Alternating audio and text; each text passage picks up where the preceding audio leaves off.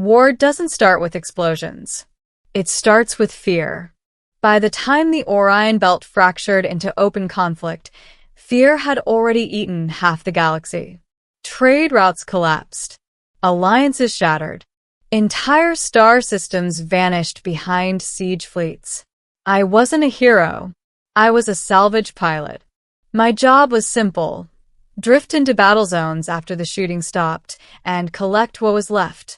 Most days, that meant scrap metal and broken hulls. The day I found her, it meant something else.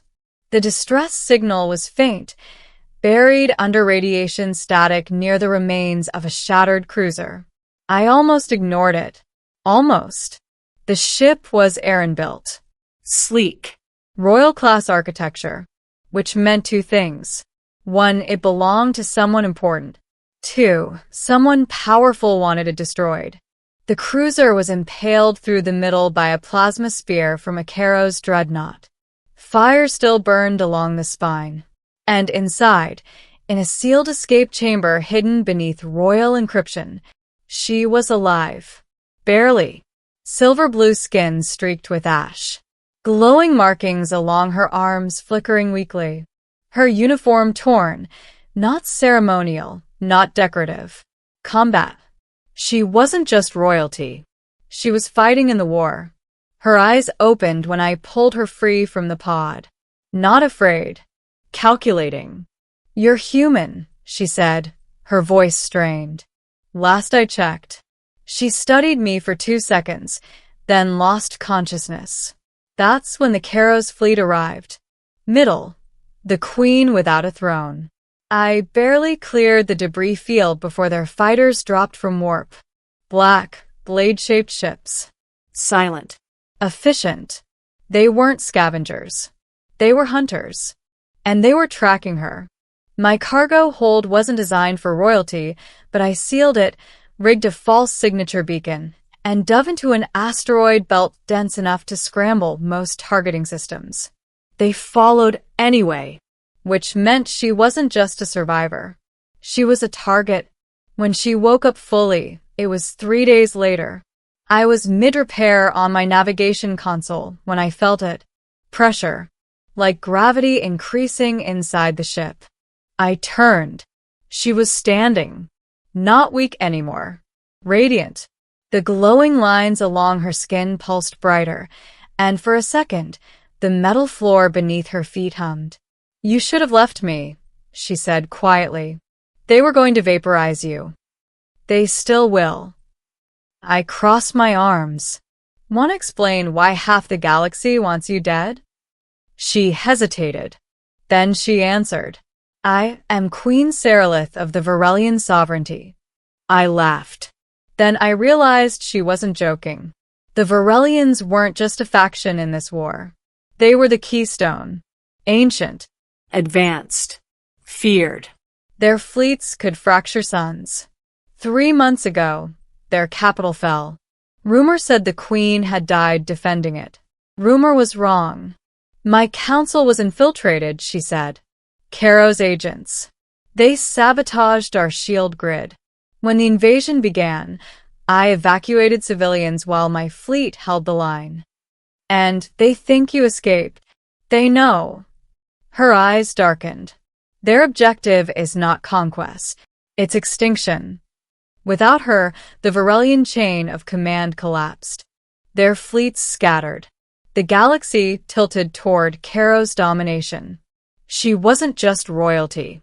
She was the last stabilizing force in a collapsing war. "You could rally them," I said. She looked out the viewport at the drifting stars. "And bring every remaining system into open annihilation." She wasn't afraid to fight. She was afraid of what her survival would cost. That was when proximity alarms screamed. The Hunt Titans. 3 Karos interceptors dropped out of stealth directly behind us. Impossible. Unless they tagged her biologically. The first plasma volley clipped my port thruster. Warning lights flooded the cockpit. "Get to the escape pod," I told her. "No." That single word carried weight. Royal authority. Ancient power. The ship rocked violently, hull integrity dropping. I swung us toward the nearest debris field, a graveyard of destroyed warships orbiting a dead moon. "I can fight," she said. "Not here," I snapped. "You light up like that inside my ship, and we're both vapor." The interceptors boxed us in, weapons charging. No escape vectors. She stepped forward beside me. "Then we fight together." Before I could argue, she placed her hand on the console. Energy surged through the ship. Not destructive. Integrative. Her bioluminescent markings flared, and suddenly my old salvage freighter felt alive. Targeting systems recalibrated. Shields stabilized beyond original capacity. She wasn't overpowering the ship. She was synchronizing with it. "Now," she said calmly.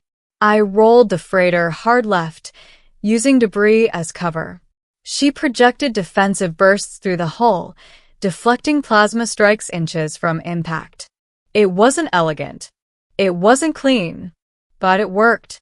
2 interceptors collided trying to maintain pursuit. The third locked missiles.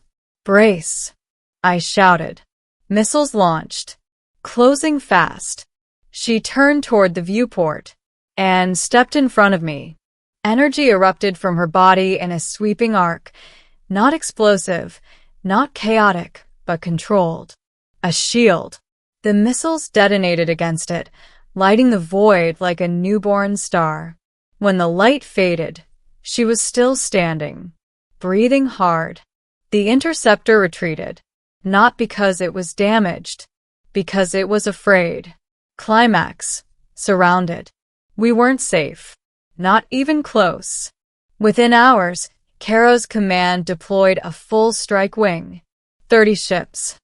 They didn't fire immediately. They surrounded us. A slow tightening circle in open space. "This is where I surrender," she said softly. "You can't be serious. If I die, the war burns out within months. If I live, it escalates. That's not your fault. It is my existence." The lead dreadnought transmitted directly. "Sovereign Seralith, step into vacuum. Your human companion will be spared." She looked at me. There was something in her eyes I hadn't seen before. Not fear. Regret. "I will not let you die for me." I stood up, walked past her, and opened the airlock. "Then don't." She grabbed my arm. "You are mortal." "Yeah," I said, "but I'm stubborn."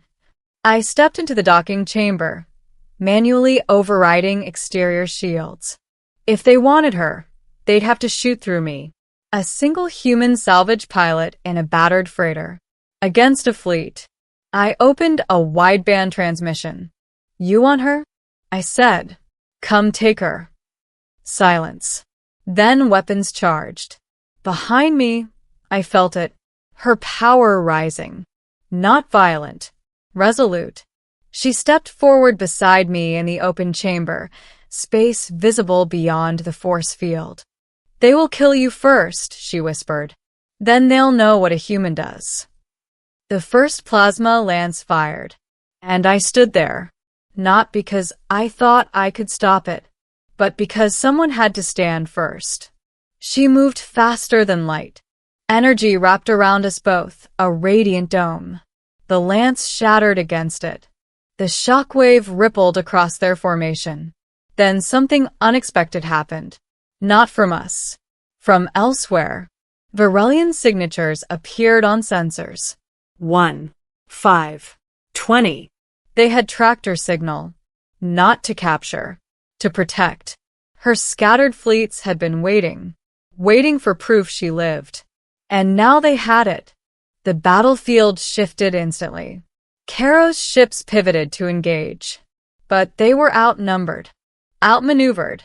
Within minutes, the surrounding fleet fractured. Some fled. Some fell. Silence returned to space. She stood there, glowing softly, staring at the arriving armada. "They came," she whispered. "They were waiting for you." No, she said quietly. They were waiting for hope. Ending. What it means to stand between. The war didn't end that day. But it changed. With her alive and visible, Varelian forces regrouped under unified command. Not for reckless vengeance, but for calculated defense.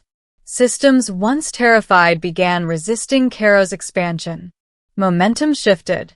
Days later, aboard a Varelian flagship, she stood before thousands of loyal officers. They knelt. She didn't smile. She looked tired, but stronger. When the ceremony ended, she found me in a quiet observation chamber overlooking the stars. You could stay, she said. You would be honored. I'm a salvage pilot. You stood between a sovereign and annihilation. I shrugged. Seemed like the right thing. She stepped closer. The galaxy reflected in her eyes. You did not stand because of politics, she said. You stood because I was in danger. Yeah. That is why you matter. There was no crown on her head. No throne beneath her feet. Just a leader who had chosen restraint over destruction. I will end this war, she said softly. But not with extinction. With what? Balance.